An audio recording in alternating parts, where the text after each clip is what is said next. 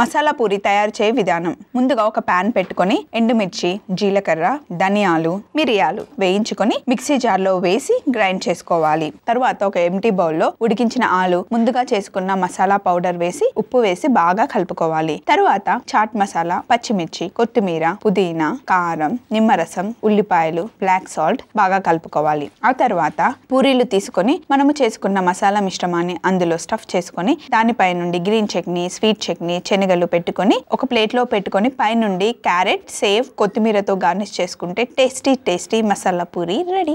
ఇప్పుడు యూట్యూబ్ లో ఈటీవీ అభిరుచి ఛానల్ ఉంటుంది, దాన్ని సబ్స్క్రైబ్ చేసుకోండి.